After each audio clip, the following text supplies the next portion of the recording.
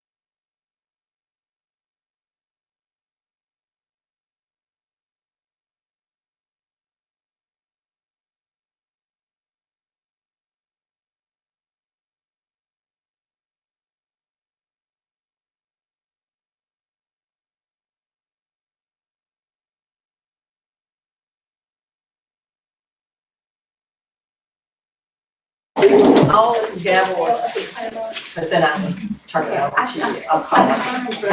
Yes, ma'am. All on one leg, one leg. Oh, yeah. Hey, I live on you too.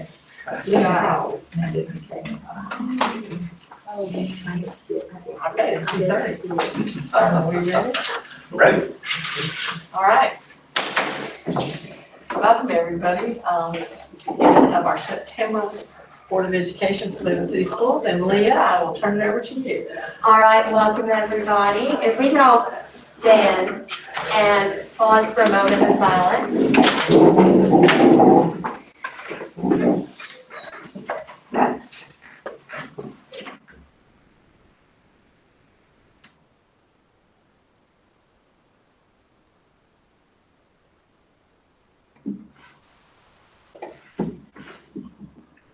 If we could put our hands over our hearts and say the pledge. I pledge allegiance to the flag of the United States of America and to the republic for which it stands, one nation, under God, indivisible, with liberty and justice for all. Thank you.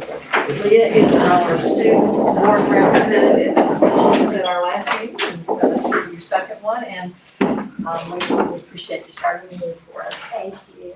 Board members, you have the consent agenda in front of you. Would anybody like to remove any of those items from consent? And if not, I need a motion to approve. So moved. Okay, Tom?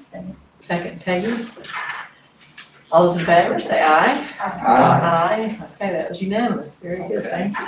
Well, then we will go straight to the director's update. Dr. Dye. All right, well, fantastic, and the review will be up here, and we'll go ahead and go to that next slide, please, and just kind of update you. Back to school, we are 1 month in, and things are really, for the most part, going well. The academics are strong. Went out this morning and had time to visit at Stewart and Arnold, and it was great to just interact with some students and teachers in classrooms, and I know central office staff is going out and doing that throughout the weeks that we've had so far. I'm very happy with the progress being made in a lot of fronts. We're tying up a lot of loose ends that need to be tightened up, and typical back to school type of things that we've been experiencing along with, of course, COVID, but we talked about that a lot last week. I'm very happy with progress being made, and I'm very happy with the culture that I'm feeling when I get out and walk the buildings and see our students and teachers and staff interacting. Administrators are hard at work, making sure that we have what we need, and they're letting us know things that we can help them with along the way too. And just very happy to see that things are going the right direction.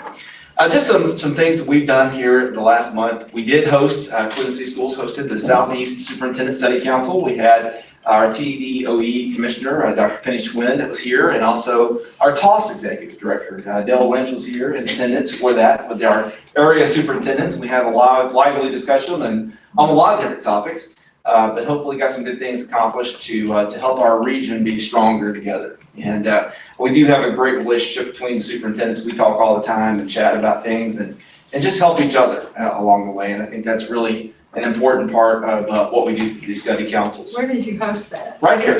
So that was right here. So we were, in fact, where Krista sitting is where Dr. Schwinn was sitting that day. So we all came in here and had a good discussion. Also had the opportunity, along with our senior district administration, to attend the Cleveland Chambers LeaderCast. That was a great day. Our First Baptist Church, they hosted that through the chamber, and great day of learning and hearing and just being with each other and discussing some of the things that were discussed that particular day. Also, Doug Moore, Cliff Easton, and I met with Judge Painter with Juvenile Court, and we had a great discussion last week regarding our partnership and future goals. And we have a great relationship with Juvenile Court here. Of course, we go down as Cleveland City Schools and service students educationally that are part of the juvenile justice system. Even though that is a Bradley County function overall as far as juvenile court goes, because that building is literally inside the city of Cleveland, the education for the students involved in juvenile court or in their facilities does fall to us. We also have they have a great counseling program that all families are welcome to use. Even if you're not part of juvenile court, there's a juvenile counseling function there that is free to use, and is really encourage our families to look at that for an option for any counseling services. Had the opportunity last Friday to, first of all, start at the high school. Was Friday night football. We had our morning show. The Mix 104 show was there that morning. That's a lot of fun to go over and have the cheer and band and dance team and just everybody involved that morning, and then walked over to Mr. Coach Marino's class and led his leadership class that day. And we had a great discussion about all things leadership 101 and always good to go in and talk to students, whether they're kindergartners or sophomores in high school. That's one of my favorite things to do. Always a lot of fun to do that. One other thing I want to let you know that we're checking into. TOS on Friday sent out an email about an adopt a teacher for Humphreys County. Humphreys County was the county that was hit hard with the recent flooding. The elementary school and the junior high were hit particularly hard. In fact, there's hardly anything left, my understanding, in those buildings that's actually usable. So we're finding out details now about how we can go about. There's a statewide campaign to adopt a teacher and to help teachers get back on their feet again in those particular schools. So once we find out more, we're going to pass that along to our schools, to you, and just see how we can all chip in and help adopt a teacher or two or three or whatever the case may be that they may need help with. So more to come on that, but that's something we're very excited about. Just some things for schedule-wise. The TOS and Department of Education and Fall Superintendent Study Council is next week. So I will be at that conference. That happens the 12th through I think the 15th. And always a good time for all the state superintendents to come together. We come together with the Department of Education staff, and that's where we all learn together what are the latest and greatest things that the department would like us to know about where we're headed as a state in the field of education. Also, another event, this House Summer Education Committee meeting is September, I think it's 22 and 23, I can't see that right there, but I've been asked to share at the legislature about our summer learning camps, and we have great information to share, and that's something I look forward to sharing with our General Assembly members about what's going on in Cleveland City Schools, but specifically what happened this summer. The acceleration camps in our elementary and middle schools, very well attended. We have rave reviews from that. Great things are happened over the summer that led to our fall, and can't wait to share with folks from the state about those experiences. With that, that is my update for today. Very good. Maybe you can share some of the successes with the board. Absolutely. You'll see it. You will see the presentation. Yeah, when you get the presentation together. That would be Absolutely. super. I heard you allude to it a little bit when we met with Senator Bell and Right. Representative Hall, and I thought that was really good information. So I'm glad you're going to get to share that, because we thank them 100-fold times for providing transportation as well as funding for the summer schools. Yeah. And we had great attendance. We had great attendance. Look forward to doing it again next summer. Thank you. That's great. All right, we'll go ahead to the school in attendance and enrollment. Okay, and why is Mr. Cars coming forward? Good, thank you. Mr. Cars. It's good to be able to talk to you guys today, give you some good news about enrollment. And I just want to talk to you about the place we're in this year. I know last year was a struggle with enrollment across the state. I wanted to show you some numbers and show you we're at a total. This was on the 20th day, which is an important day to us. We review staffing all the way through the 20th day, but we're at 5522 total. That's about 40 students more than we ended the year with last year. But you will see in some of the graphs that typically that is a pattern, and we look about even with what we were doing last year, but we'll look at that. One thing I do want to point out is, I say this in all our meetings, that this 9th grade group, if you notice that column at the bottom, my daughter's in that group, and that's I call that the hurricane that's been moving through our district. So it has now moved out of the country of CMS and into the country of CHS this year. So that really rather large group, 501, and it's been bigger than that at times, has marched its way through the district. But you can see the totals there at the schools. Just like I was saying, the middle school has definitely seen a drop from that group going out, and then the high school has inherited that group. So, all right, go ahead, Dr. Rayburn.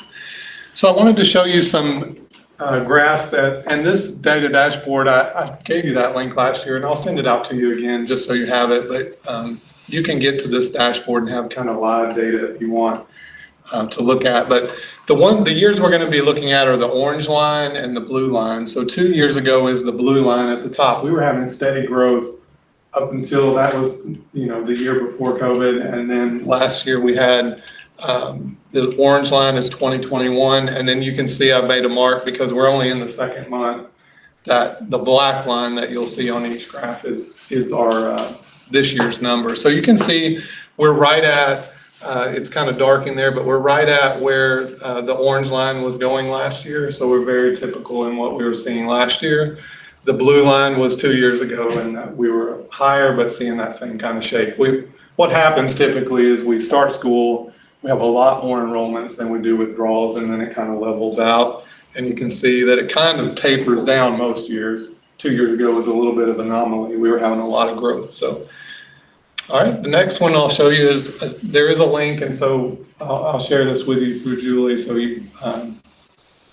you'll be able to see the live numbers. But Arnold realized in each graph that when we redistrict, the schools got smaller. So all of those that you see clustered up there together were redistricting. So you can still see the orange and the blue. So orange is last year and blue is the year before that. And you got to take scale into account here. We're very similar at Arnold, so there's not really anything different there. Blythe Bower, you can see orange and blue. We're right on target with where we are. Candies Creek is, I don't know why the colors changed on me. I think because they don't have a historical year.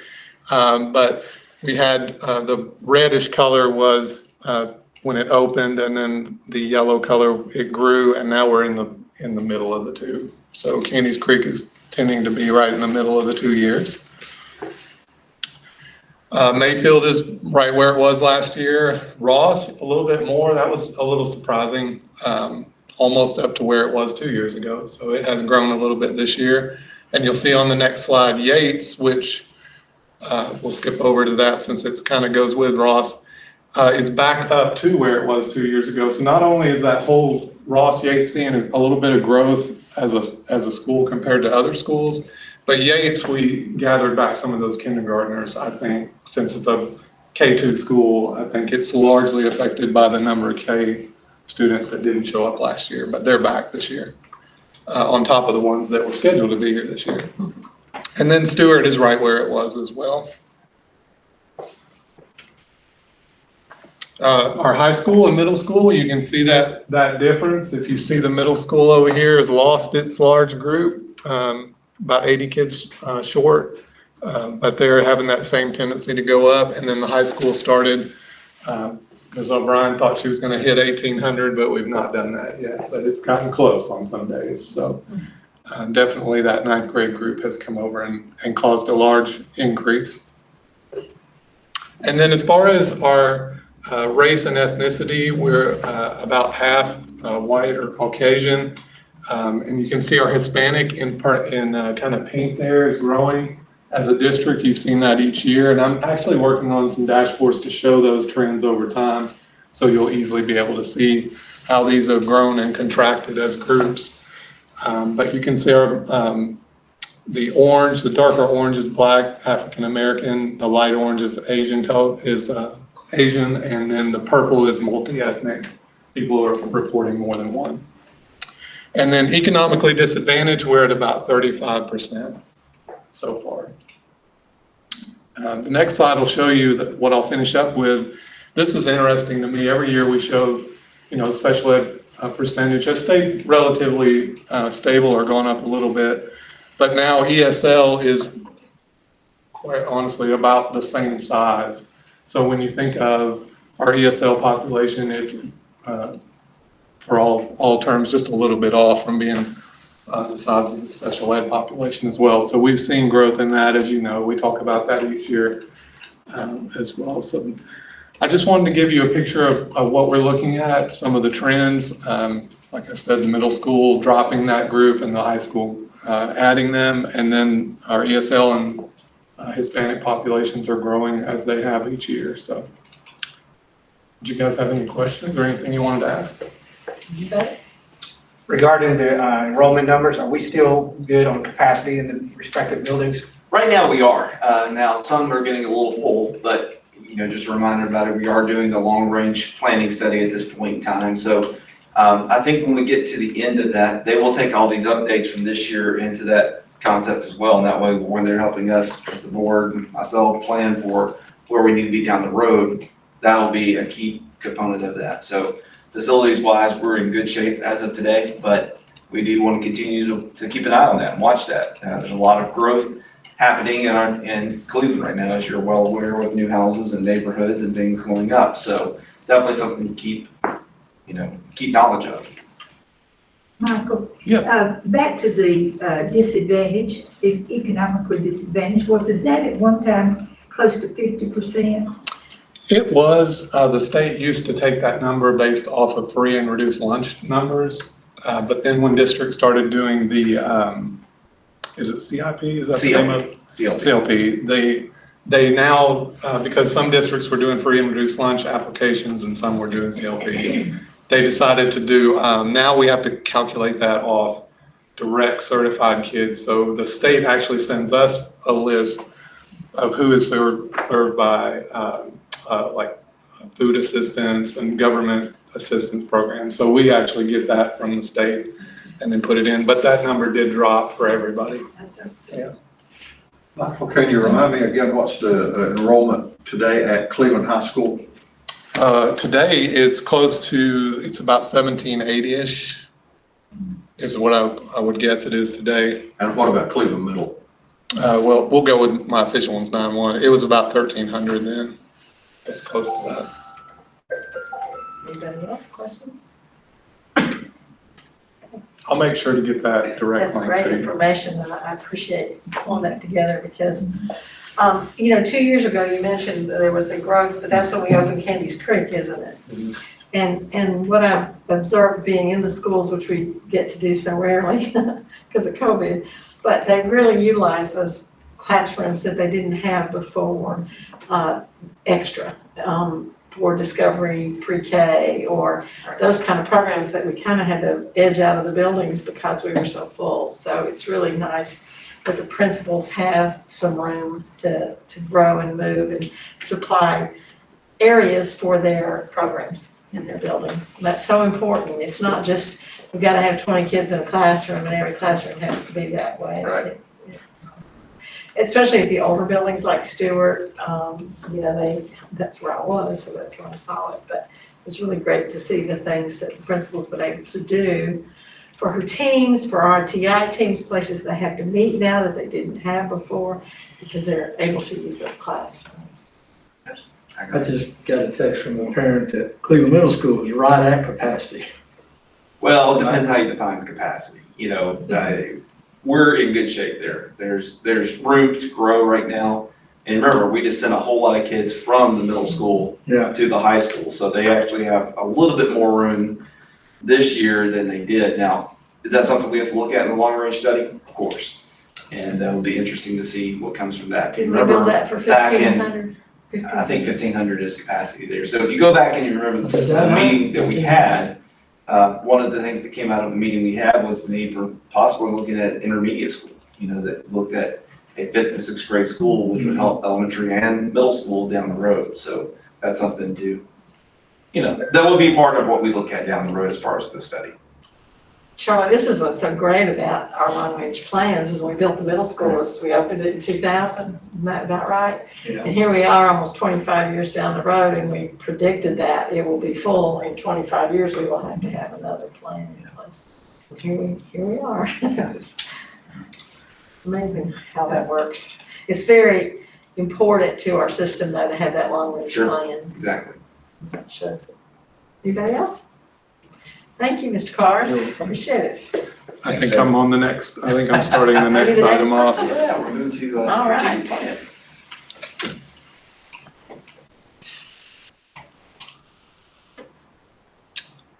plan. Go to the slide deck, please.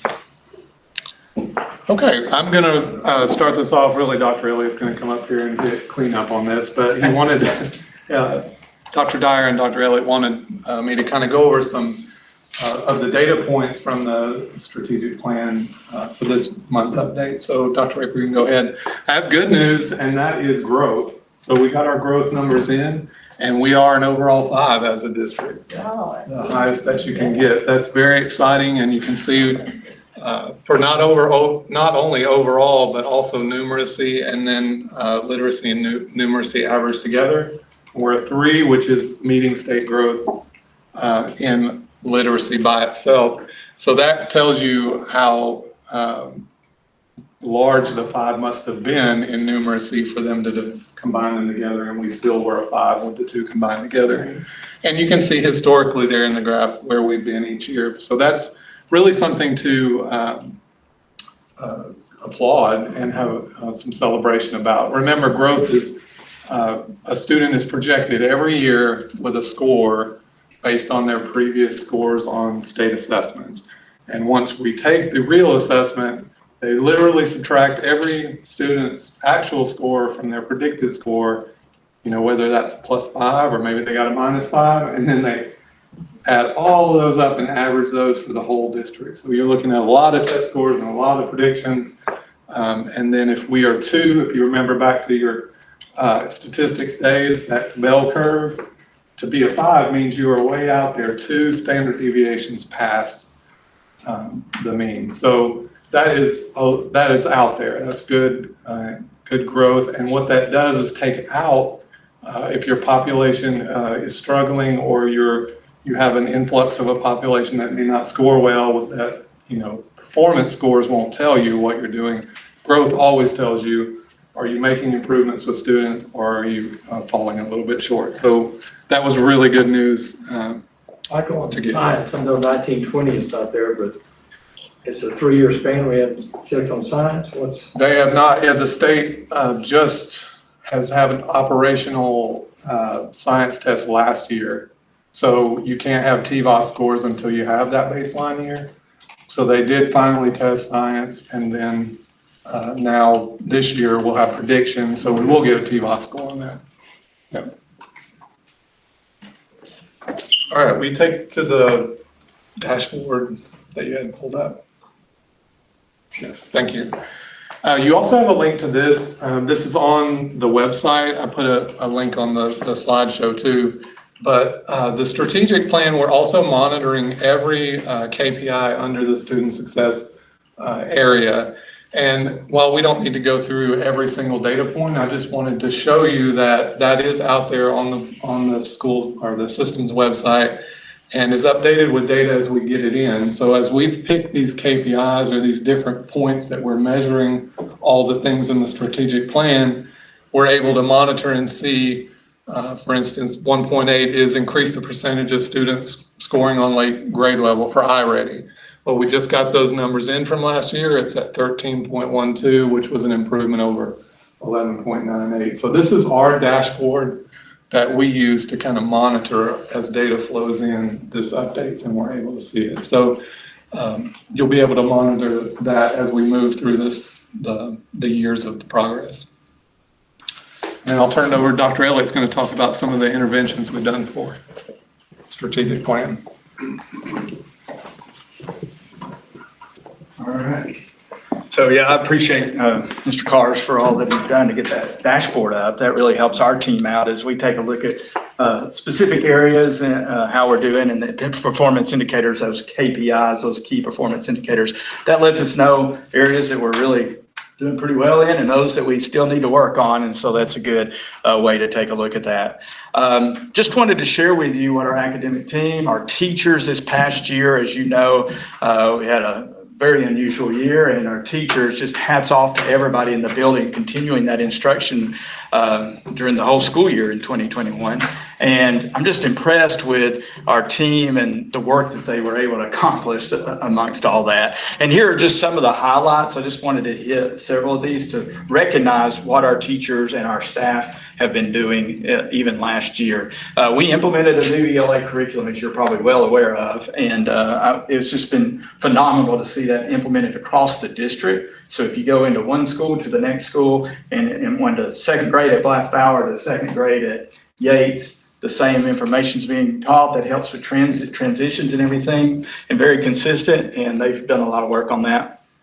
We also had the opportunity in the spring semester to implement or introduce an ELA curriculum for grades 6 through 12. In our long-range plan, it was to begin this school year, but because of some extra ESSER funds that came in early, we were able to go ahead and jumpstart some of the training and get the materials in their hands and do that work. And I appreciate our English departments picking that up.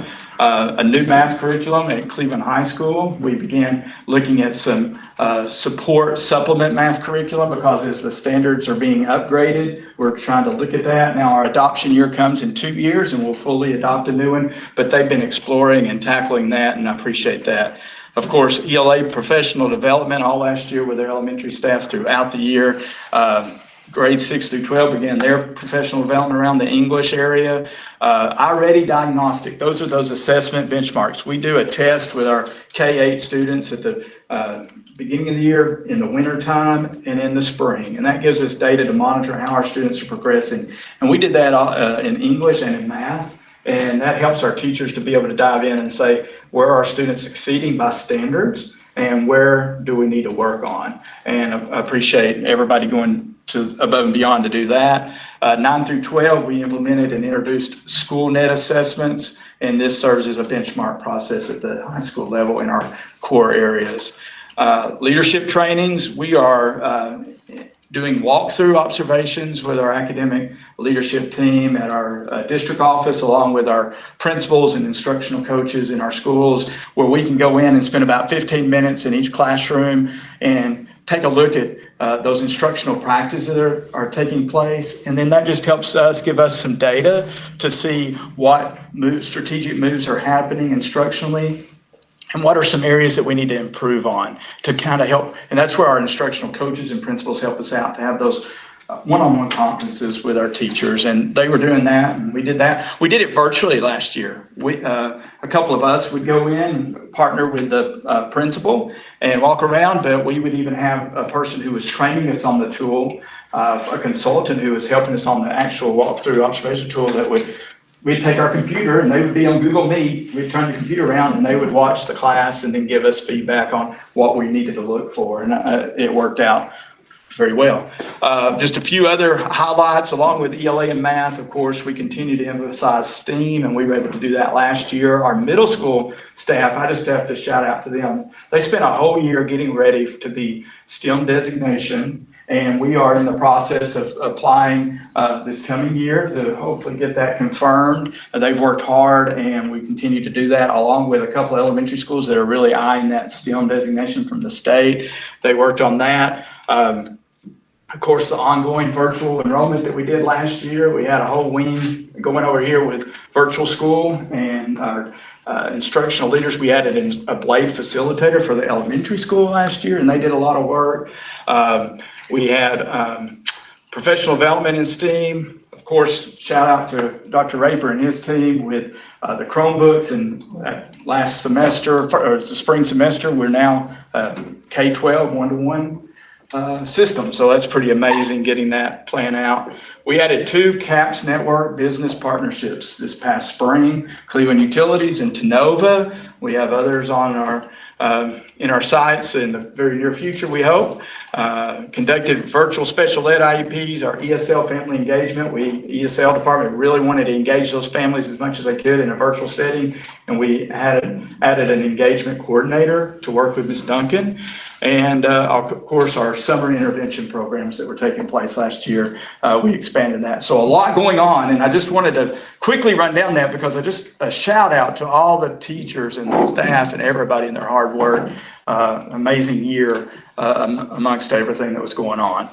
So as you see, last summer, we did have our intervention program, and some of you had the opportunity to stop by and see some of the great, exciting things happening, mainly in the month of June, around our schools, our elementary schools, and our middle school. And those are some pictures there. The next slide shows you just the high points of that. Camp Raider was our elementary summer program. We held those at Blythe Bower, Mayfield, and at Ross. But we included that for all of our elementary schools. We just zeroed in on those 3 sites. That helped us for transportation. It also helps us for coordinating and overseeing those programs. We had over 300 students in grades K through 4 participate. That was a really nice number to see come to those 3 sides. And over 100 staff members at the elementary level spent their summer helping our students out. Again, just phenomenal. And that also includes, beyond that, nurses, our transportation team. We offered meals. Pretty much the same thing happened at the 4 Cs camp at Cleveland Middle School.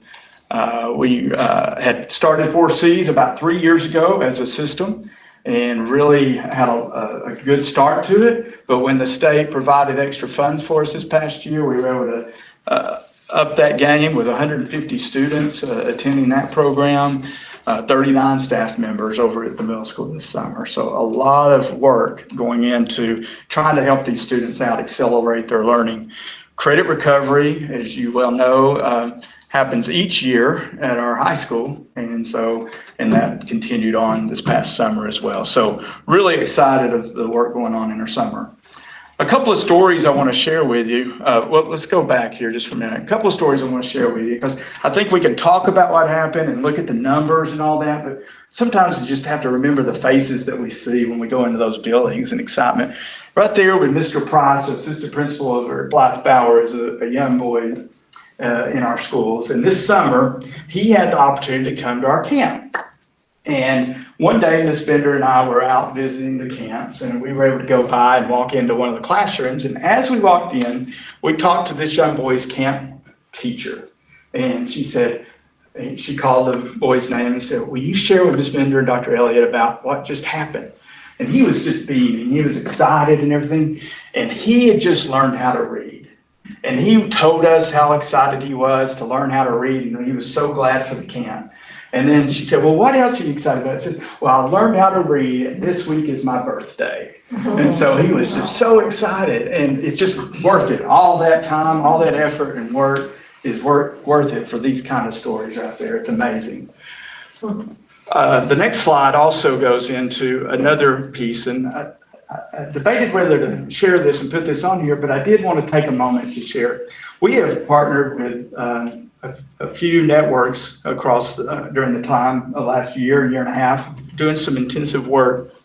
And one of those is with the LIFT network, Leading Innovation for Tennessee network. And that is where districts come together looking at literacy practices and really looking at literacy practices at the elementary level. Last year was our first year to implement this. The LIFT network last week sent me an email and said they wanted to share, we're having a statewide meeting this week online. And they said, we're going to share this quote with you guys, with the whole state this week. Are you okay with it? And after I read it, I was like, yes, I am. So I wanted to share it with you. It says, Cleveland City hit the ground running in their first year of joining the LIFT network and demonstrated that great strides can be accomplished with focus and determination. It was not by chance that Cleveland City saw tremendous growth from fall 2020 to spring 21, but by their intentionality of planning and execution across the district. They were deliberate in building out a vision of strong literacy with their school leadership teams and instructional facilitators to ensure that they were aligned to the literacy work. This cohesion and alignment amongst leaders allowed for a clear and concise execution of their plan to trickle down to their schools. They then followed this up with having strong systems in place for their teachers to receive coaching and support around their literacy vision. Lastly, they couldn't have accomplished this progress without the amazing efforts by their teachers. With great mindsets in place, a thirst for learning, and a commitment to improving their instruction for their students, their teachers flourished. And again, those last couple of sentences about the teachers, that's what it's all about, is they make the connections for our students to continue this learning and literacy. And I'm just proud of the work that has taken place. There is definitely more work to do, and we know that.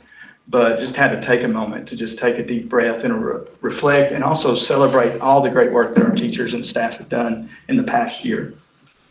As we transition, though, from this past year to next year, I just want to remind you that one of our overarching goals and vision here are those 5 C's in our plan for a portrait of a graduate. When those students leave us at Cleveland High School, are they successful in these areas? And we want to make sure that they are. But also we want to make sure throughout the next few years that we're looking at the end of the 5th grade, into the 8th grade, at the high school level, are they successful in these areas. And we are doing that by partnering with some great organizations to give us insight, give us feedback, we give them feedback, and give us support. As I mentioned earlier, the LIFT network, our CKLA program, Instruction Partners is a group we work with. Capturing Kids' Hearts obviously hits the character aspects that we're talking about.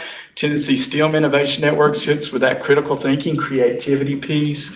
The NIET that you're familiar with, that leadership and collaboration is a big important piece along with the culture. Of course, different components related with the Tennessee Department of Ed, of course, our summer programs and our CAPS network, hitting those. And we also deal with other PD specialists that help us with our specific curriculums that we're looking at. So we are working to coordinate to address these 5 Cs in different ways, and I'm proud of the work that's going on. The last couple of pieces here are some of the high points of where we're headed this year. We're going to continue that professional learning in English and language arts. We're expanding that even at the high school and middle school level. We're going to be creating a math task force this year. 2 years from now, we'll be adopting and looking to purchase math curriculum, updated math curriculum. So we are going to start doing research now, looking at the standards, also what are the best practices and what's the research out there, and what's the best curriculum to use. And we'll start that up. Continue those walkthroughs that we talked about. School net assessments at the high school level, we're expanding those and how many we're doing to do some benchmarking within reason, of course. We're creating after-school tutoring programs that I'll tell you a little bit about in a minute. We're also have an opportunity, we've been given some money from the state to do some STREAM camps. That's STEAM with the R for reading added in after school for mainly our elementary and middle school folks. So this year at some point, we're doing some brainstorming right now of what that might look like, but we will be offering some enrichment type after school extra activities around STREAM. We want to expand our CAPS network.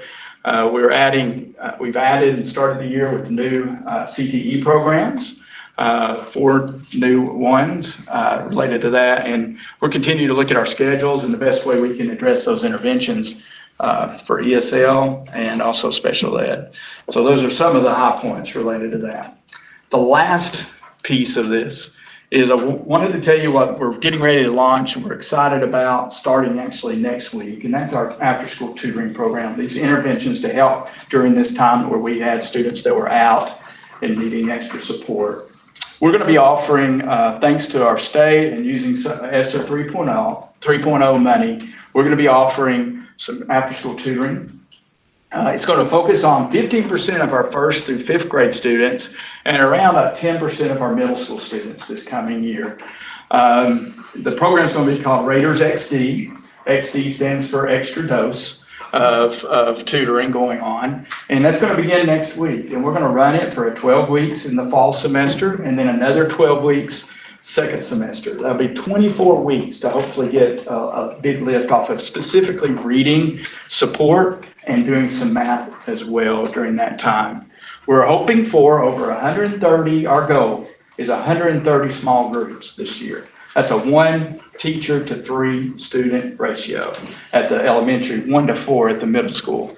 And so we're looking at over 110 staff to help us out and working that. We've got our staff lined up. We're now working on getting those students and families committed to it. But that'll be going on throughout the year. At the elementary level, we're looking at 4 days, 4 afternoons a week, Monday through Thursday, for students to stay after for an hour after school for this. At the middle school, we're doing a 2-hour high dosage one day a week for middle school students to really hit that hard and meet their needs for that. So we're excited. It's going to take a lot of work. Again, hats off to our staff stepping up to the plate and saying, yes, we will stay after school after we've taught all day and do another hour of tutoring related to that. But that's the highlights of where we've been, where we're going. And we continue, the last piece is we continue to look at this data that Michael's sharing. We're going to begin working with having individual school meetings with our leadership teams on specific school data to take a look at what are some of those specific areas that school needs to address compared to the whole district. And so we begin those this week, and we'll continue that the next couple of weeks, meeting with our school leadership teams regarding that. What about the kids' transportation in the afternoon?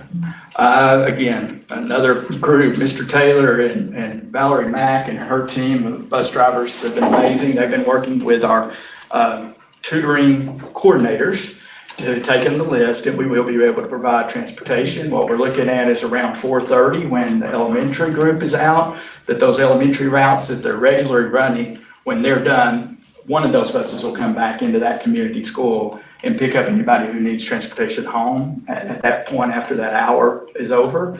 And then at the middle school and the high school for credit recovery and the middle school tutoring, we'll end that about 5 because we're doing a 2-hour program, and that gives us a chance to get bus drivers back around and pick up our high school and middle school kids to get them back into their communities and get them home. Meg? Are there any plans to provide snacks for the kids? Because if they're like, my kids, you know, they got out of school and it's like they've never eaten all day, so. That is on the list of things we've got to iron out. We're meeting with our site tutoring managers tomorrow, and food is definitely one of those we've got to work through. So I agree. It really helps to have that food there for them on a regular basis. Now, we do have, last year we began at some of our schools the supper program, and I know that will be happening in many of our schools too. Peggy? How many students would be in a tutoring class? Well, one teacher for 3 students. 3? And what we'll probably do is partner teachers up. And so there'll be like 2 to 6 in a classroom. That way, if, let's say a teacher does, after over 12 weeks, has a doctor's appointment they need to go to, then we have coverage in that case. That helps us out for substitute situations that might arise because we were trying to think through that. But yeah, 1 to 3 is the ratio, and probably 2 adults to 6 kids is what we're looking at. What you would hear is the word high dosage. That's Yes. the word you'll hear, high dosage tutor. And the research that's out there show when you keep the ratio low, 1 to 3, that your amount of effect is way higher than even if you go 1 to 4 in elementary. Now, high school and middle school is a little different as far as those numbers go, but 1 to 3 is your magic number that we are shooting for, and that's actually required by the state for the grant funding and things that are coming in. That's a huge savings for families because tutoring can be extremely expensive and some families would not be able to afford it. Right, exactly. Hey, Jeff, would you expand a little bit on the the program that you have in the middle school, your ELA? Exactly what does that look like? Amplify is the parent company of CKLA. And so when we adopted CKLA for K-5, our middle school team, as they were looking at the task force, they were between 2 curriculum. Well, they decided to go with Amplify as well. So it's a follow through to CKLA for 6 through 8. Now it has a little different approach for age appropriate and comprehension level compared to fluency at the younger age. There's a balance there, but it still continues a lot of the tenets of what CKLA is doing because it's the Amplify piece. And then we transitioned Amplify, just to follow up on that, Amplify is not at that high school level. We're using a Pearson product is what we use for the high school English. Any other questions for Dr. Elliott? Leah? I had a question regarding Camp Raider. I think from what I've heard is that we're gonna plan on doing that in future summers if we have the ability to. So of like educators that I've spoken to, a lot of them had like small concerns about the amount of time they got as like a brain break, especially in the younger grades. From what I understand of the schedule, it was more of like a 15-minute or so recess, and they obviously had their 30-minute lunch. So I was wondering if in future years, like for those 2-hour spans of ELA or those 2-hour spans of math, if there was like a small brain break that we could try and schedule in like in the middle of like 5 to 10 minutes, just to kind of give especially these younger kids Sure. a break, because sometimes it can be really overwhelming. And that's very good feedback and good to know. And there was some flexibility in that. And at the same time, there were some guidelines from the state that we were expected to follow. And you're right on it, the number of minutes expected for math and reading. But with some flexibility in there and creative scheduling, I think that definitely can be handled and done. Yeah. Any other questions? Thank you, Dr. All Allen. right, thank you. It's great. Oh, my head is. Well, and I will just add, Michael Kars, to start there, with data dashboards and all things data, I will send him an email or a text to say, hey, the next thing we have is a dashboard for him. And it's got all the information right at your fingertips, connects right into Power School, and it's just really easy and from my end to go in and read it. Now, I have no idea what he does behind the scenes to make that happen, but that's great that he's able to do that and take the information from some large spreadsheet that we may get and boil it down to something we can all understand. So I appreciate the approach to making it easy for the layperson to go in and read the data and to understand exactly where we are, whether it's attendance or things dealing back with our KPIs, key performance indicators, those kind of things. So thank you for that. And for Dr. Elliott, you heard everything, and that was just a snapshot, right? So that's just a snapshot of the things that are going on in the schools and with his department there with academics. There are so many different running pieces to this that there's a lot. A lot of things are happening, a lot of data to follow, a lot of different areas that have to be covered. So I appreciate the work that not only they do, but the department and everybody else working on this is performing each and every day. Big job. Well, then we're ready to move forward, Dr. Dyer. So going along with that theme, we have a lot happening in Cleveland City Schools right now. And one of the most important things for me is our strategic plan. And you have to keep in mind that our strategic plan, this covered one piece of it today, which is an important piece. Our academic piece, student success, is very, very important. That's what we're about. But we also have the other pieces that are equally important, even though it may not necessarily directly affect the academic, although when I even say that, it does. When you think about engaged workforce, you better have engaged workforce and the best teachers, the best support staff, the best principals, and so forth. All the different components that go with that. When you think about safe and healthy schools, when you think about all the different aspects with social emotional learning, about drills, all the different components dealing with school nutrition, and you think about all the different things that also go into communications and all the different components of communications and all the different strategies you have to use, both internal and external. And on top of that, you add our portrait of a graduate, the thing that's going to drive our district forward for a long time and really help propel us forward.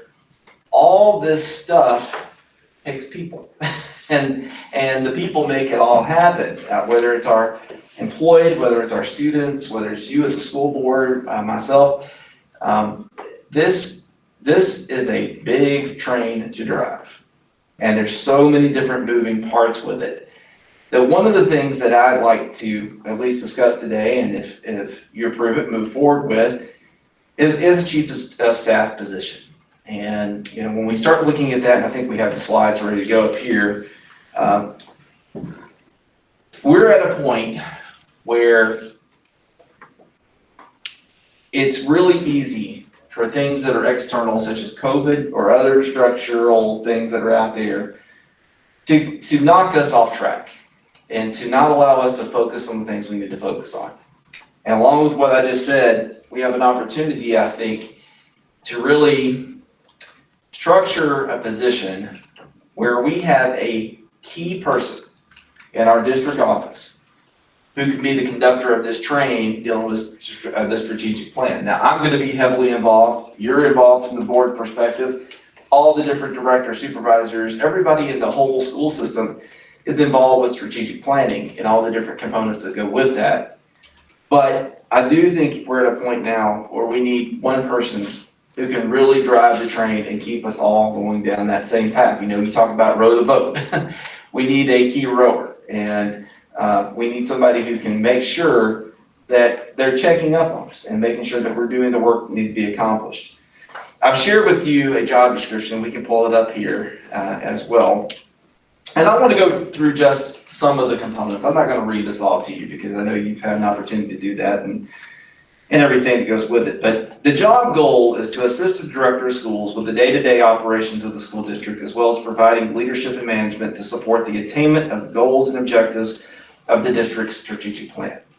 That's a lot. If you heard what Dr. Elliott was talking about a minute ago, again, that's one component of the plan, and that's only parts of that component. So it's very detailed, and those key performance indicators, those KPIs, are things we need to be checking those every single day, and all the different components of the total strategic plan to make sure that we are in that boat going the same direction. Some of the essential functions that you'll look at here, it would, in this role, serve as the second command in absence of the director of schools, assistant director with daily general administrative operations of the school district. That's an important piece of it. There are times that I need assistance in that. Right now, that's under the chief of academics job description to be the second command and also help handle general administrative things. But the world of academics is growing exponentially. You heard all these things a second ago. And that's a key component. I would love to free up time for the director of academics to be the director of academics solely and have someone in this role doing this. Serve as the director's designee at the direction of the director, work cooperatively with senior district administration to advance educational mission, manage ongoing projects. There are so many different ongoing projects, whether you look at the COVID task force. We were all hoping we could sunset that committee, but obviously we cannot. Driving that along with all the other projects that come along, special projects that either the board may assign or things that come up, whether it be looking at rezoning or any other thing that comes down the pipe at some point. A lot of things happen in the school system where you need just a special committee to pop up for a short amount of time or even a longer amount of time to help get things accomplished. So that would be a key person for that. The district strategic plan would be the number one, I think, thing that this person would be involved in. Making sure that we are staying on task, that we're managing our KPIs, that each of the directors in different departments, back this summer when we've met, what I was looking for was, for example, I want to see 5 objectives that we can measure in your department based on your strategic plan and things that we need to accomplish for this year. Have we had time to get into that really at this point? I'll be honest with you, no. This year has been consumed with doing what we need to do on a daily basis to keep the doors open and to provide the educational plan we need to for our students and our staff, along with dealing with the COVID task force and all the changes that we've been dealt. If we truly want to move all those different departments, which encompass a whole nother group of people, whether it be operations, finance, whatever the case may be, then we need someone who's driving that train again, as I said that several times now, to really make sure we're measuring what we treasure. That's the saying that I didn't come up with, but it makes a lot of sense. If we're gonna have goals, we need to be able to measure those. Each department can do that, but we need someone to help coordinate that and to make sure that we're having regular meetings about that to keep us all on track with what we're trying to accomplish as a school system. Policy development, drafting board goals and progress reports so that you can see those, so you can have access to what we're doing as far as the KPIs and getting that to you. Michael is great at making sure that we have those, but we need to probably work on communicating that better to you guys and to the general public and those kind of things. And that's just one example of what this person can help with. Provide technical expertise, information, assistance to me so that I can help make the best decisions and help make things happen for the school system from my capacity so that I can provide that information to you or provide information to you for when it's time to take a vote on a certain thing. Communication support, and then also things dealing with communicating collaborative with other district administrators, personnel, outside organizations, parents, and so forth. There's a lot that goes into a role such as this. And, you've had the opportunity to hear from me on this. You've seen the job description. I'd be happy to answer any questions that you may have and try to help you understand this position even more if I can. Do we have your organizational chart to put up there? Yeah, if we go back, if you go to the next slide, I believe.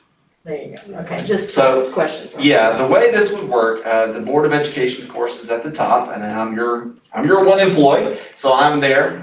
Then we have, of course, Julie's role and principals that would both be direct reports to me at this point. The chief of staff role would come in there, and then we have the row dealing with our different directors, and then supervisors and specialists. Now, I would say the directors also would have access to me. Our central office is not very big, folks, so I sit right there with them all in my office. So it's not like we wouldn't have constant communication anyway, but in a formal job organizational structure, in a formal structural view, this is how that would operate, and how that flow chart would work. I was just gonna be funny and ask where you were gonna find that animal. Dr. Dyer, share it with the board, when we were talking about the agenda and we were planning the meeting, I said, well, what does the director of academics do? I mean, I know, but I want to know in my head how that plugs in. And Yeah. he went on for about an hour about everything the chief of academics does, so I said, well, okay, so that's a big job, It is. and of course, that's Dr. Elliott's job right now.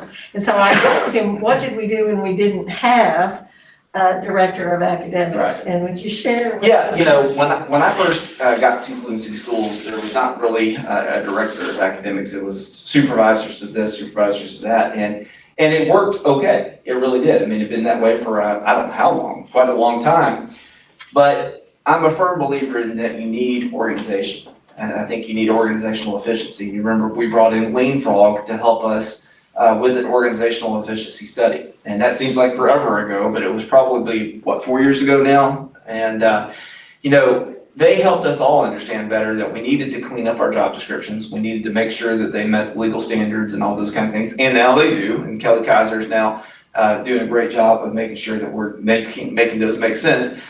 But beforehand, just dealing with the world of academics, there was not a chief person involved in that. And it was very easy for things to sometimes, I'm not gonna say get messy, but sometimes trip over each other. So you may have professional development from, and I'm not saying anybody's name by this, but I'm just using this as an example, but maybe the special populations supervisor was planning professional development, and then you had for maybe example of the secondary supervisor planning it, professional development, and maybe they both did at the same time, but you need the same people in both groups. So it was really conflicting issues kept popping up, and things kept tripping over themselves, or we may need the same group of people that would be called to the same meeting, but have to be in two different places. You used the term silos. They're Yeah, all in silos. everything worked in silos in a lot of ways. Not always, but in too many ways, there were too many silos. And what I've been able to see through this and through Dr. Elliott's leadership and the director's role is those silos have been broken down. And now we have the CTE supervisor meeting with the special population supervisor, meeting with the ESL supervisor, secondary, and so forth, and we're getting things done. You know, that level 5 TVOS doesn't just happen. Those kind of nice words coming from the LIFT network don't just happen. It happens because planning is taking place and things are getting done. And I have to congratulate the people getting those things done. You know, when you look at the names that go with those titles, we have great staff, we have great workers, and things are getting accomplished because people get it done. Well, you don't want, you know, everybody's working hard, but you want that hard work to be efficient. Right. And not be repetitive, not be, this department's doing the same thing as that department, and they're all Right. spinning their wheels, and they're getting things done, but they could be way more efficient if there was coordination. I'm sorry, I jumped ahead of you, That's okay. Penny. Go ahead. Who is in each one of those positions? I want to make sure I've got it straight. So Director of Academics would be Jeff Elliott, right in his role as the Chief of Academics, okay? So Right. that's where he is right now. Then you, of course, have Cindy for Business Operations, Hal Taylor, Student Information Systems, that's SIS, that's Michael Kars. Then you have Director of Innovation, Cody Raper. And then you have Student Services, Doug Moore, and then Human Resources, Kelly Kaiser. Okay. It just looks a little different than it used to be, different names, positions have changed. Sure, yeah, things have changed a little bit. Those names have been now since we got with the Lean Frog studies. That's 4 years of these titles. And special Sure ed, with the academics, you know, like Kelly and Jeff. Yeah, so when I can't see them all from here, that color will hard to see from here. But when we think about it, if you look, Jeff, you want to talk about this, you can see, because you've been able to see it from here. Yeah, in academics, we have tremendous team. And so we have secondary supervisor this year, Dr. Lanita Lang, and then our elementary supervisors, Ms. Kelly Bender. We have Rennie Whitbarger as our CTE supervisor, ESL supervisors, Ms. Christy Duncan. David Stone is our supervisor of special populations. And then we also have supervisor of PD and the federal programs is Dr. Barnes, Joel Barnes. And those are the supervisors in that academic work. Sorry, I just couldn't see the writing on there to tell who was on that, so. Any other questions? Well, so what, we need. I have a question. Oh, there's a question here. So what are you gonna do now? There's plenty. No, that's a good question, you know, and my old boss used to call this chief of stuff. That chief of staff role is chief of stuff. And, you know, what the superintendent's role in this is directing that training. And it's a good question. I know you meant it as a funny question, but it's a good question though. There are so many components that we're all responsible for now. And, you know, the job of a superintendent, I think these days, is a little bit of everything, you know, and you're trying to put yourself in all the different shoes of all the different staff and all the different employees, which pulls you a lot of different directions, which means it's really hard, I think, these days for a superintendent to lead all efforts of a strategic plan. I'm not saying that they've always done that by themselves or I was doing that by myself, because we have a great team that does that, but the job just keeps changing. A lot of what we have to do, a lot of these days is public relations or communications or being in public places and doing things, and that's great. That's a big part of it, and visiting schools. So it's good to have somebody, I think, in this role who can meet with me on a regular basis, update me on all things going on in the school system, and then let me know from their perspective, here's where you need to spend some time, maybe in the next week or two, and then help me kind of manage my schedule. Julie can tell you the schedule gets full 2 months in advance or more, and that's good that you know what's going on, but also at the same time, it doesn't make you very nimble sometimes to be able to switch and move and do some things. And I'm hoping this role will help me to do that and be a little bit more agile and be able to go and take part in more things than just filling up a calendar with meetings. So that's one hope that I have. So how many direct reports do you have right now? Right now, it's all the directors across that line, which is not a huge amount when you talk about a big school system, but it's a lot. It's a lot. So the principals are not reporting to you directly? They do as well. Okay, so how many principals? Yes. So we have, seven principals. So Hey, we're I'm trying to talking- think in my head, I'm sorry. 8 principals. And so 8 and 6, and then 7, so we're talking 16 direct reports. Right. That's a lot. It's a lot when you're talking about the district Right. office. And you know, I know people might say, you know, work in a school and you have a lot of direct people there. And I get that because I've been there and done that. With this role, I have to think through that, and I've been a middle school principal, I've been a high school principal. Those jobs are stressful. The job of a principal is very stressful, and you have a lot of people coming at you from all different directions. And I get that, and I understand that role is tough. This is a little different. You know, this is talking about where do we take this district over the next, the strategic plan has 4 years of life left. Where do we go the next 4 years and make those big decisions? And how do we put somebody's hands on the ground with this and feet in the boot, to move this thing forward and get this thing rolling? And that's something I'm really looking forward to here. I think I got the gist of this from reading the job description and Right. seeing a lot of assist with and things, but I just want to make sure Right. I'm clear.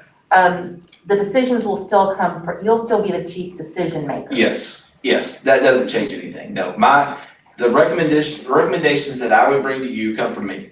And, you know, this person would supply me with information along with the directors and principals and so forth, and really help me make the best recommendation that I can to you as a school board. But that final decision on recommendations coming to you would come from me. And I would still be your person to come to for all things, including city schools. That changes none of that. This kind of reminds me of Hal. I mean, you're the main boss, but Hal's his hands are so busy. When we put Scotty Dye in there, I don't know how many times Hal's thanked us for that. I mean, just get the main person that goes to Hal and can cover Hal, and he's just doing the transportation and maintenance of schools and stuff like that, where you got the whole system. If you're looking at an analogy in one specific area of the school operations, that might be one that you look at. You know, Hal doesn't necessarily always get out, and he's not the ones taking the screws out of the air conditioning units and stuff like that, although sometimes he does, and sometimes you have to. But Scotty's that go-to person. Yes. And, I think this would be and the that's same way. a good analogy in one simple not simple, but one division of central office on how that might work and what that may look like. I think we all like Dr. Dyer to be in schools too. So when you see what Dr. Elliott showed us just in that one component there of everything that was going on this last year, and then you think, oh, and by the way, we don't want you in your office sitting with, meeting with all these directors. We want you out in buildings. We want you talking to teachers and students. And I just think that it's just a really impossible task.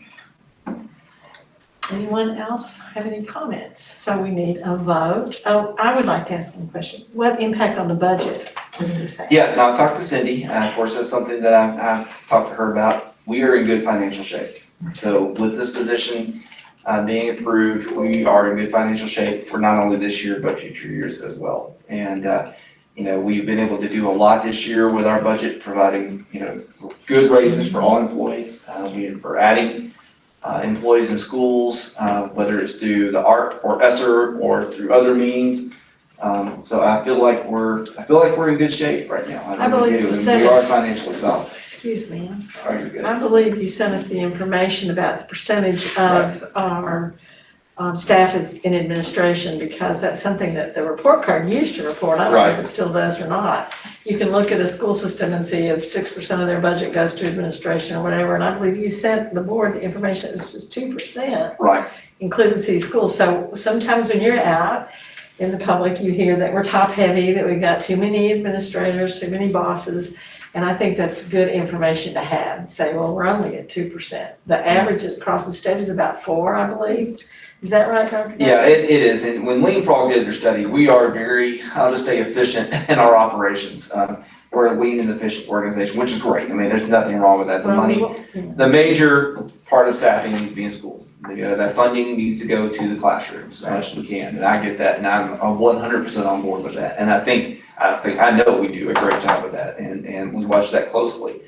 Part of what you approved, in fact, getting a little bit off topic today, but part of what you approved earlier in that ESSER 3.0 application is a program called Glimpse. And one of the things it's going to allow us to do is to take our budget, fit it against our strategic plan, and monitor it as we go. So we'll have real-time data that really showcases how we spend our money, how it fits our plan, and what kind of cost benefit we're getting on the backside of that. So can't wait to share that information with you down the road, but that's one of those things we do monitor closely. There was a little article in paper, in some papers I can't read because I don't subscribe to it, so it's not the Cleveland again, about a percentage of money that's not getting to the classrooms nationwide of money. And so I thought to myself, well, I think we have a good percentage of our money getting into the classroom, so it would be nice to see that kind of data. Yeah, and we'll have that, not right away, but down the road.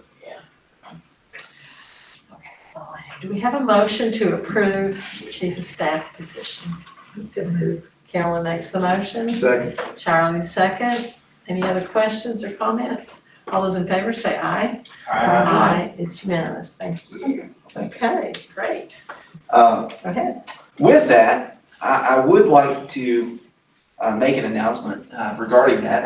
I was gonna wait on this because honestly, didn't know how you might vote. So I wanna always wait until you have your eggs in the basket there, but the chief of staff role is one that's gonna be really important for me, for our district. And, you know, you wanna make sure you have the right people in the right seat.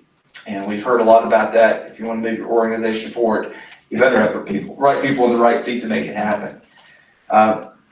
Dr. Elliott has been a tremendous worker, and in his field, the chief of academics, gone above and beyond the call of duty these last 18 months, not only doing all the stuff that you saw up here, but also everything that had to deal with the COVID task force and the leading of that group.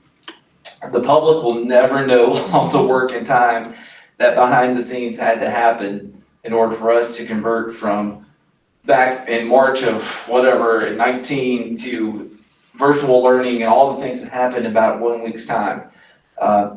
He didn't do everything with it. There were a lot of other hands in that, but he was the person commissioned to lead that charge and did a great job and has continued to do that on top of all the things academics.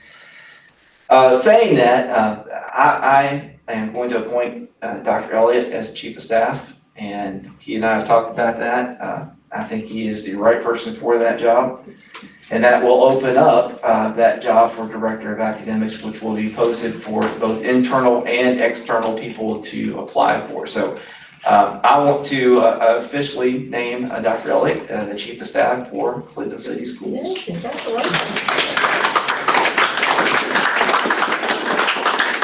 Dr. Elliott, can we possibly work you any harder than we have? Got a great team to work with. You know, this will continue to consume time. This is a big job. Now, you know, what it will allow now is for the next Director of Academics to solely focus on the world of academics. And for this job to focus on academics, but also a lot of other features too, to really, like I said, put us in the right place to move forward as a school system in all different components. And I'm really excited about where this goes. So I thank you for that. Thank you, Dr. Elliott, for taking the charge. And Have you and Kelly got a time frame for the Director of Academics? well, he just found out about this, so, you know, we'll sit down after the meeting and talk about that kind of thing. But where we're gonna go, I mean, just being honest with you, you know, now you have to post the Director of Academics job, let it get out there, you have to fill that, so if it's somebody from the outside, it moves pretty quick. If it's somebody from the inside, there's a trickle down effect. So I don't even know exactly when we would have the official transition to make all this stuff happen right this second. It could very well be that, you know, I'm just talking here, okay? So I'm just talking. If you have an internal candidates and there's a trickle down effect, the Chief of Staff role may not be the Chief of Staff role until possibly January. It's just one of those things that may take a while. Even if you take somebody from the outside, you know, from another district for that director's job, they still have to put in notice and all those kind of things to go with that. So Jeff could get real busy. yeah. 2 jobs. Yeah, exactly. So just one of those things we'll have to watch and see, but of course I'll keep you updated on that as we go. Very good. All right, thank you. We're ready to move to our staff easy substitutes. Yes, I'm gonna ask Mr. Kaiser to come forward. I might not have known, but I might have thought you were crazy if that wasn't what you did, so. I will take a moment to say, there's no one more deserving than That's true. Dr. Elliott for that promotion. Tremendous job. He won't be busy, he was already doing it, so. Someone else's name.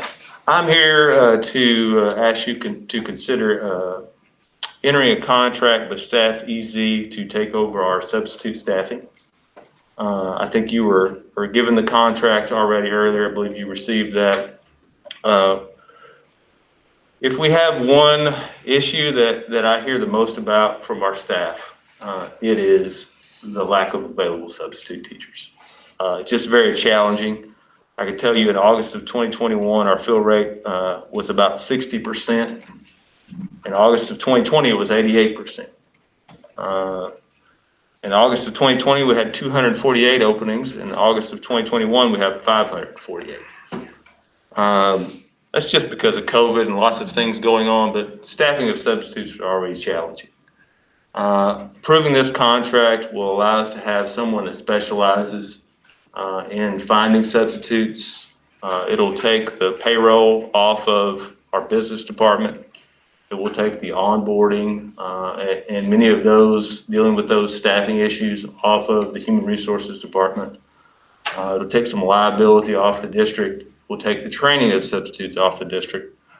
And I think it will be a positive experience for the school district as a whole. I just want to kind of open it up for questions. I know you've had the opportunity to take a look at that contract. You may have questions about how Staff EZ operates, and I'll be happy to take those. Anybody have questions for Mr. Castro? Will they take the existing substitutes or will they need to reapply? How is that gonna?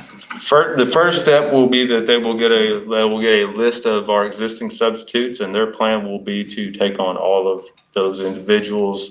They will get phone numbers from us, and they'll be called and, of course, offered the opportunity to work for Staff EZ. They will be Staff EZ employees at that point, but they certainly will go with the people that we have on staff first.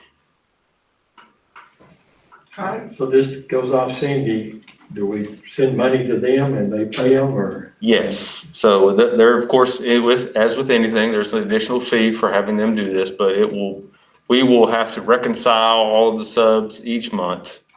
Basically, they'll send us an invoice, we have to make sure that all matches, and then we will pay Staff EZ, and then they will pay their employees. Okay, right now we're paying, if you got BS, how much is that? BS, it depends. So it's 65 if you're not for certified. If you're just BS. meet the minimum.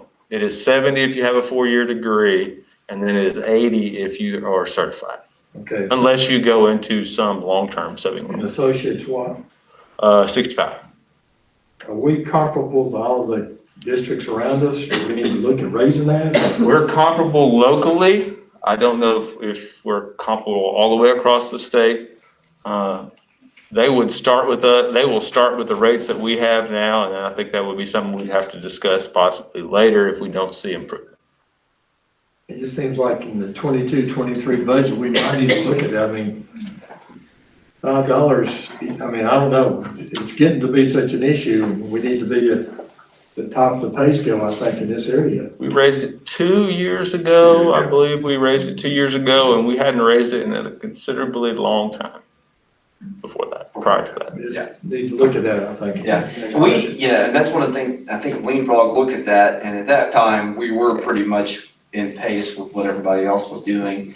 It's sometimes not the easiest information to find out what others are paying, but we can certainly do our best to do that, because we do want to stay comparable with what others are doing. Yeah, I agree. Same thing with teacher salaries and all salaries, basically. Yeah, When we start doing the 22-23 budget, we need to look at that. We've had some additional challenges along the way now that we didn't have whenever we did that last time. Is there going to be an impact on this change for teachers? No, in my opinion, because I've used a service like this before, in my opinion, it's going to be easier for both administrators and teachers, because you're going to have one call to make, and that call goes to the Staff EZ company, and then they take that from there, and they're the ones in charge of calling and calling and calling until a sub is on the line. Right now, it's up to a teacher and administrator to do that, which can be a considerable thing. Especially you think about the mornings of a school. That's the number one thing I hear from administrators is, I have to start calling people at 5:30 in the morning or 6 o'clock in the morning. Well, now, that would not be what they do. It's one call to Staff EZ, and the Staff EZ takes over from there, and they make those calls and fill those subs. I did some of those calls doing Michael earlier. Yeah. I mean, Yeah. you might go through, I mean, this is. So this is the number one thing I hear from principals. Teachers will see no difference in the absence system. We will still use the same calling system. Staff EZ will have access to that, and then they will have a person that is in charge of kind of those last minute fills, which is by far the most challenging thing to fill. If somebody has to call in the morning of because of a sick child or whatever, they'll have somebody that's staffed that will make those phone calls. Carolyn? Where is the Staff EZ company located? They're located in Tennessee. They are. They are in Tennessee. They are, and it's one of the reasons that we got some good references. I talked to Union County, Lebanon Special, Manchester City, some school districts in Tennessee that are currently using them. And then education staffing is their specialty. That's what they do. I have a question about if a principal or the teacher is not satisfied with the sub. I was engaged in that quite a bit. No, that never happens.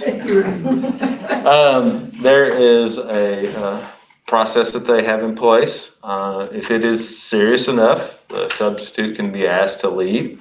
If it's regardless of what the issue is, there's a form that they fill out, they send it to staff EZ, to their person that is on site, and then they have a discussion with that substitute and take So act if accordingly. as a principal and the teacher, they decided that, maybe after a couple of times, they didn't want this sub anymore. They don't get to come back. Okay. And again, it's finding the right seat, so, if it doesn't work, if a substitute may not be great in the kindergarten classroom, they might be really good in a fourth grade classroom at another school or whatever the case may be. So that can be some stuff that's worked out, or if it's somebody that just doesn't need to be back, period, we'll work that out with staff EZ. That is always the school district's call, whether they continue to work for us or not, work at our school buildings or not.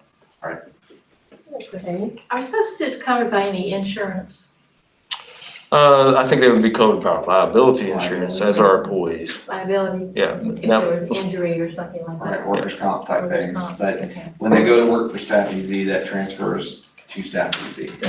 I just wonder if they were a substitute that works every day, and some probably do, whether they were covered by any kind of other insurance I think our normal liability. by the Yes. company. Okay. Any questions? And again, we consider this a trial run because we do have our funds, the federal funds that would cover this. So if we get into this and we realize in, 3 years, this is not what we want to continue with, we can always change back. But right now is a great time, we're going to try this, to give it a shot and to see how it goes, and then to check the progress as we go. How will they advertise for subs? They will advertise everywhere.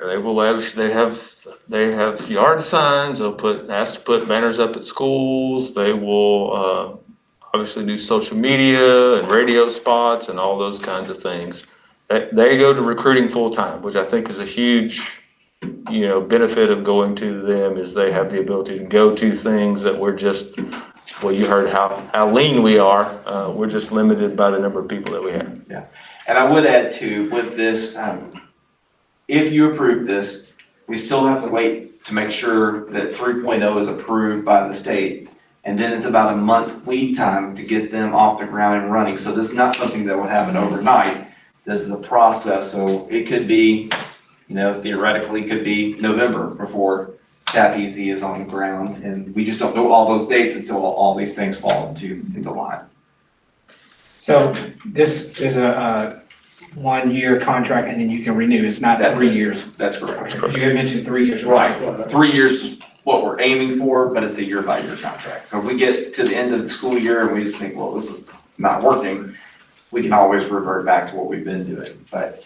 3 years is from ESSER funding, Right. which is what we're using at this point in time. So I have a question about the employee. If Don Robinson becomes a substitute teacher for staff EZ, then do they provide benefits for those people, or if they keep them employed full-time, or? I think there are some additional things that they do Some that incentives we're not for able us? to do for our substitutes. Yeah, some Right. incentive programs and other things, if they work a certain amount, those kind of things that they put into place. Because I could see that would be a real advantage for someone that wanted to be a substitute teacher, especially if you live here, you've got a lot of systems close by, you could probably stay busy every day if you wanted to. Yeah. But then, if you're gonna work full-time, you'd like to have some kind of benefits. So, Right. Yeah, they have some options that we just don't have for our Okay, substitutes. That's what great. I was thinking about. I don't remember. There will be training for these Yes. people who've never taught or. They will do training, and pretty much they will, adjust that to whatever we request. They do all the background checks and all that stuff. Background checks will work very similarly to what we do with our janitorial staff. I'm the person that reads and decides yes or no if they can come into our buildings or not. So it'll be a very similar process. They'll have to be background checked, of course. Anybody that comes into our schools to work has to be. But it'll be very similar to what we do with janitorial. Okay. I have another question. I didn't see anything in the contract about, considering our current climate, you guys are struggling to find teachers, substitutes. What's going to be different about them? And is there any kind of guarantee? I mean, I know they probably have a larger pool, but does that mean, that pool is coming from 100 miles away, or I mean, Yeah. conceptually, how is this gonna? I'll let Nate talk, or, I'll let Kelly Kaiser talk about the percentage, but what I will tell you is what we found where I came from when we opened, the other school district where I was, when you had a group come in that was specifically recruiting nothing but substitute teachers, they were able to go and do that much more creatively and had the time, quite frankly, to do that more than we did. Our human resources office is 2 people, and that's it. So when we talk about recruitment, we don't really go out actively recruiting substitutes, for example, at a job fair, because their time is just too limited to do that. What this company would be able to do is go set up at fairs, go set up at different events, go visit, different places that we just don't have time to do. So that's part of what your fee that they get helps pay for, is their travel to do those kind of things. And I don't know, Kelly, if you want anything else to that. Yeah, I think the biggest advantage is they have more people to put with the problem, with the challenge. I think they're gonna be less willing to give you a percentage in the climate we're in right now, just because it's very challenging staffing hourly positions anywhere you go. If you go to any business right now, that's very challenging. I think what they have is they have a lot more people to bring to bear on the issue. And I get that. So, what was the percentage prior to COVID then? Well, Do you have anything? if I thought back to where I came from, I'm trying to remember back. It was, I'm gonna say a range, let's say 80 to 90% would be your fill rate. And then if that company at the end of the year didn't hit that rate, then you would get a certain percentage of funds back. But we were in good shape as far as that goes. Right now, I think what Kelly's saying is probably accurate as far as that goes. I don't know if anybody would be willing to say you're gonna be able to hit a 90% fill rate. We were filling on our own in the upper 80s to 90s, but it has dropped. I would say it's dropped every year that I've been in this role, certainly a little bit. It's just dropped over time. Right now we're 60, 70%, and that's, part of that's due to COVID and the volume of absences, but. Right. Well, my question really wasn't about what you guys are doing or not doing. I'm just trying to flesh out all of the information so we can. Will you be the liaison between the school system and the staffies? Yes, ma'am, I will be. Kristen? So, I'm assuming that in their recruiting and in their hiring and stuff, they will get feedback from people as to why they do or don't want to sign up. Yes. How frequently will they share that with you? Are we gonna be able to get an update to tie into Charlie's point? If the reason they're having a hard time filling the spots is we're not paying enough, are they gonna be able to tell us that so that we can make adjustments as needed? I think they'd be happy to tell you that. If it means we're gonna get more money, I'm pretty sure they'll be happy to tell you that. But I think they've been very open to communicate. The one thing I will say for them is their communication has been very good. Anything I've asked for, they've been willing to provide it. So I don't see communication or any of those kind of things being an issue working with this group. I think would be good in October for them to have a representative at the meeting. We can vote tonight, but it'd be good to put somebody with them here, make a little presentation. Well, and they did volunteer to come today, but I told them I think we had this, but we can always have them come. I think it'd be good for them to be here one time. I think they'd be willing to come. We just, you kind of know us, you know our faces, and if you want to meet with them, they'll be happy to come. I mean, they're on call right now. We met the janitorial people, why don't we meet them? Sure. Carolyn? Are these educators who have set the program up and Yes. the company they are? They have some experience in the business, yes, they They're do. educators. Yeah. I know you've talked to the principals.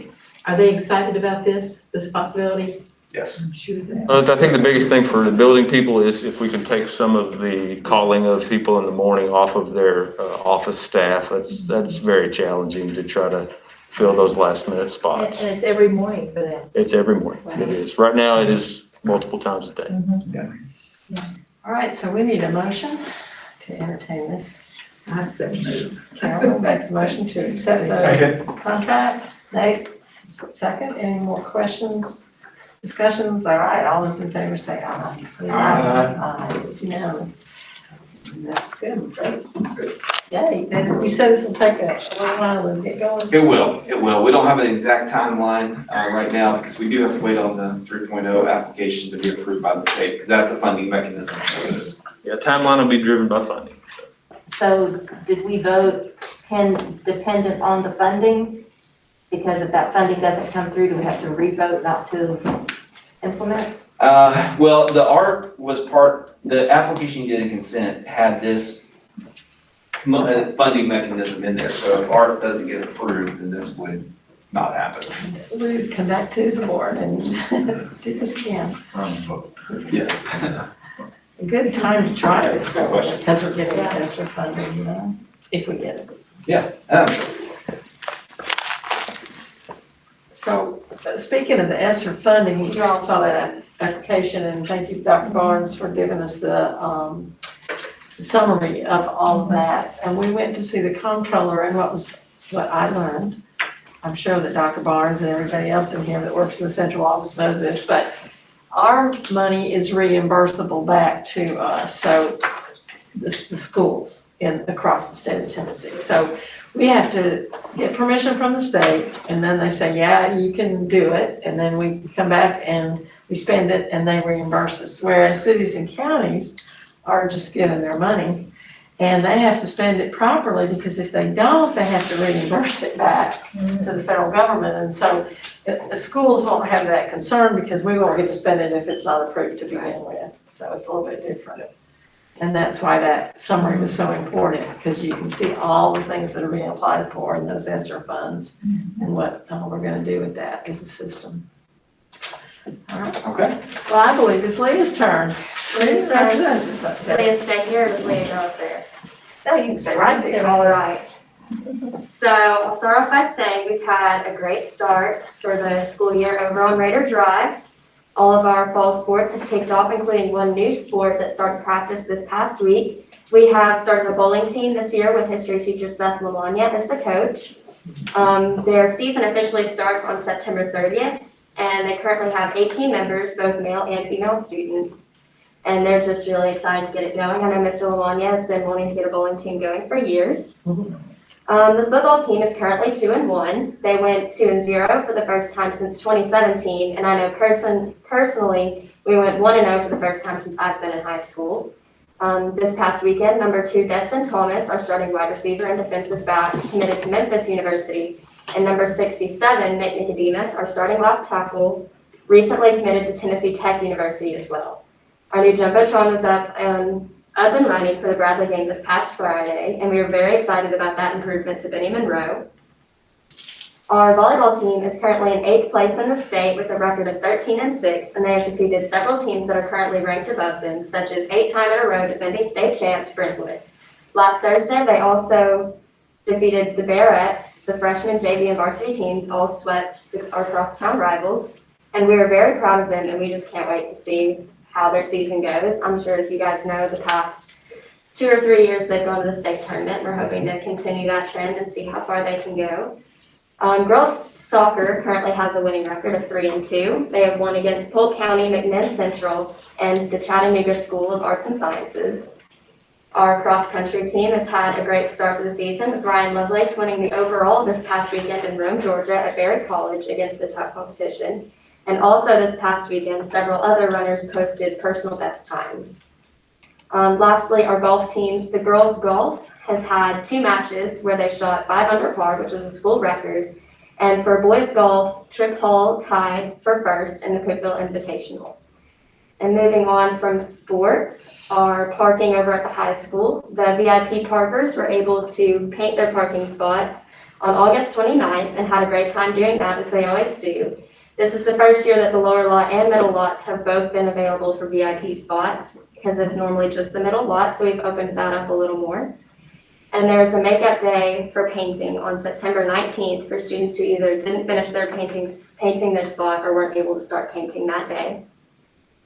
Obviously today we started our mask requirement, and from what I could tell, about 50-50 on who was wearing it and who wasn't, but it was definitely more than who was wearing it this past week, so I think that was a positive change. Our marching band and color guard, they are putting the finishing touches on their competitive routine. The first competition is coming up on September 18th, and they are performing Time After Time, Hazy Shade of Winter, Too Much Time on My Hands, Time Warp, Time in a Bottle, and Sign of the Times. We can't wait to see all of their hard work that they put on the field every year. Some upcoming events is this Friday is the Hall of Fame, and we're excited to welcome our esteemed alumni back to Cleveland High School to celebrate all of their success. Homecoming is the week of September 24th, and our students are getting ready for several fun dress-up days and the possibility of a dance depending on what the COVID regulations are at that time. We'll play Walker Valley on that day for the first time since 2018, my freshman year. So we're very excited to meet our other crosstown rivals for the first time in several years. The theater department is working on their fall play. They've had auditions and they're all practicing very hard. It's titled The Fall of the House of Usher, which was adopted by Tim Kelly from the classic tale by Edgar Allan Poe. The shows will be held on September 23rd, 26th, 27th, and 28th, with the show times being 7 o'clock on the 23rd, 27th, and 28th, and 2:30 on the 26th. Admission for adults will be $10, and students will get in for $7. Our Extended Learning Fifth Block program, or EL5, begins on September 13th. EL5 will be available every Monday, Tuesday, and Thursday from 3 to 5. So there's teachers that will stay after school and help students who just think that they need a little extra help in their classes, so they can stay after school for that. And then our picture retakes. Life Touch will be at the high school on September 27th for makeup pictures for all students. And that's what we've had going on over at Raider Drive. Anybody have any questions for Leah? I do. So our crosstown rival game last week is finished, and I hope everybody behaved themselves. I don't know if they did or not, but we're gonna play Walker Valley. Do you think that that's gonna be the same kind of atmosphere that it is when we play Bradley, good or bad, or whatever it is? I think that it'll definitely be exciting because obviously the schools we can have big rivalry weeks, but I mean, the week after we'll go out to eat with our friends from Bradley or our friends from Walker. So it's always just a big kind of pride thing of whose school's better. Sure. I do think that Walker will be less than Bradley, but I think it might be a little more than usual because we haven't played them in so long. But I don't think it'll be anywhere near as the different threats that maybe in past years we've heard. Honestly, this year, everything seemed really okay. I know there was one incident of a couple students from Bradley coming over to the lower lot at the high school and taking some of the bears off the cars. And then obviously we always have Twitter, but honestly, there wasn't anything big, especially from the Cleveland side that I saw going through. And I think just Walker will be even less than that because we're just not used to having a big rivalry with Walker Valley. Okay, I was interested in that because I know all of the students, you all go to church together, you live next door to one another at all of these 3 high schools in this community. And so the rivalries are fun if they're kept in that perspective, and that's what we hope. Yes. Charlie, you can vouch for the fact we had to stop a rivalry years ago for a while because the adults, not the students, got out of hand. But we like to keep it a healthy, fun competition, and we like to have that. So I'm glad we're playing Walker Valley this year. Me too. That was a great report too, by the way. I mean, Oh, really thank good. you. I spent a lot of my day putting some stuff together. I just want to remind you, I think everybody got that, on the 17th, we're having the dedication of the Bobby Scott sign. And Hal again, he's already got the square up in front of the field house and be getting the letters on it pretty soon. But they're going to have a reception for Coach Scott. At 5:30. 17th, a week from this Friday, if you can make it or so. The reception will be in the The Off the classroom Commons? and the leadership and right off the arena lobby. lobby, okay, good deal. And what I understand, David Declan and Bill Orndorff are trying to get at least a representative from every class. He was there, to come, so should be a good night. So please come if you can and stay as long as you want. There's a ball game right afterwards, and so that'd be a good, happy evening to recognize Coach Scott. All right, the delegates to the TSBA annual conference. We think we're having it. We haven't heard anything. As of right now, we are. It's at the Opryland Hotel and, always in November. They did cancel it last year because of COVID. We don't know what they're gonna do this year. So does anybody on the board know they wouldn't go even if they were going to have it? Because I don't want to appoint a delegate, Tom won't be there. So I don't want to appoint a delegate that's not gonna be there. It depends on what time they play in auction. I could leave it alone, I could leave it alone. Well, I'm crossing you off my list. The tickets are not cheap, so. I will not be on that, in that. You're not gonna be able to be I have there. another Okay, conference so I'm attending. I'm gonna have Peggy. Carolyn, because you're our TSBA board representative, I would like you to represent us. Charlie and Krista, if you would do that. And then we'll just shuffle like we always do, depending on who can be there. I don't care to do, but we won't know the game times of that Monday, so. And if they do have it virtually, then those will be our 4 delegates, and they can do that virtually. And anybody that can at the last minute, just let me know, because we'll find another board member to step in and do that, especially virtually, we can do that. But I think Julie has to send those names off to TSBA, so we can do that. All right, anything else, Dr. Dyer? I do not. Anybody else on the board have anything? Krista? With our lunch and learn, are we gonna be able to continue to go into the buildings depending on their tier level? Or will we be notified? Yeah, of that I think that's fine. You would count as an academic visitor in that sense. So we're gonna visit Mayfield. Yes. Wednesday, when do we go? And tonight, we have the Southeast Conference, the Southeast District meeting. Carolyn, you're not gonna have to host that. No, You don't? I don't have to do anything. Really? No. I That's talked good. with Sandy Jones last week, and it's just, I think it's like a webinar like we had the other day. I'm not even sure it's a Zoom kind of thing. No, I think that we were emailed a legislative survey today, if you all look at your emails. I think they want your input for that. And what that does is help the TSBA board frame the resolutions to bring to the delegate assembly. When I looked at that, I just glanced at it, but I thought it was something we did tonight. Is it not something we do along with the I think webinar? that's why I read it too. Yeah, just look at it if you have a chance, so you can kind of, if we need to deliberate. It has to be legislation. I have a TSBA board meeting October the 1st, 1st and 2nd, I think, in Nashville. So I'll be attending that. That's great, that's good. Are we gathering tonight Yes. here or at AOB? Here. Here? Okay. So their meeting starts 5 o'clock Central Time, which is obviously 6 o'clock our time. And Julie's gonna pick up some food for us, and we'll watch and take part in. I believe there's some awards that are given out tonight for boardsmanship, that kind of stuff. So if you can come, please do, it'd be great. I'm not sorry we're not traveling to Sequatchie County, but Carolyn has informed TSBA that it's our turn to take through and host. We haven't done that in a long time, I haven't heard anything yet. But and we'll see. So hopefully we can, and then we can plan from there. So that'll be fun. Leah, you're welcome to come tonight if you want to watch. It's school boards from the southeast area of Tennessee. And what they do is have some presentations about legislation that might be up and coming next year affecting our schools.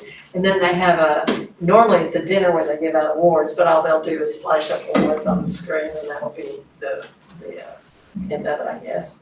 So it won't even take an hour probably. Peggy?